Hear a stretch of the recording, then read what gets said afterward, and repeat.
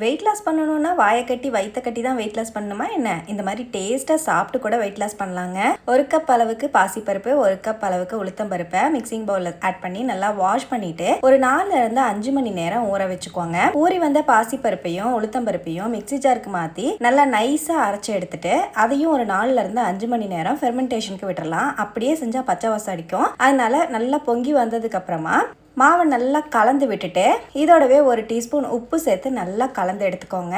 ஒரு பெரிய வெங்காயத்தை பொடியாக நறுக்கி சேர்த்து ஒரு கேரட்டை துருவி சேர்த்து அதோட ஒரு கையளவுக்கு நறுக்கின மல்லித்தலையையும் சேர்த்து நல்லா கலந்து 1/2 டீஸ்பூன் அளவுக்கு ஜீரகத்தையும் சேர்த்து நல்லா கலந்து விட்டுட்டு இட்லி தட்டில் எப்பவும் போல இட்லி அவிக்கிற மாதிரி அவிச்சு எடுத்துக்கலாம். நான் இட்லி தட்டில் மாவை ஊற்றிட்டு 4 இருந்து 5 நிமிஷம் ஹை ஃப்ளேமில் வச்சு ஸ்டீம் பண்ணி எடுத்துக்கலாம். அவ்வளோதான். ரொம்பவே டேஸ்ட் அண்ட் சாஃப்டான ப்ரோட்டீன் ரிச் இட்லி சூப்பராக ரெடி ஆகிடுச்சுங்க. ரொம்பவே சாஃப்டாக பஞ்சு போல் இருக்கும். கண்டிப்பாக ட்ரை பண்ணி பாருங்கள். நல்லா சாஃப்டான இந்த இட்லியோட தேங்காய் சட்னி, பூண்டு சட்னி, கார சட்னி, தக்காளி சட்னி எல்லாம் வச்சு சாப்பிட அல்டிமேட்டாக இருக்கும். கண்டிப்பாக ட்ரை பண்ணி பாருங்கள். ட்ரை பண்ணிவிட்டு எப்படி வந்ததுன்னு கமெண்ட்லேயும் ஷேர் பண்ணுங்கள்.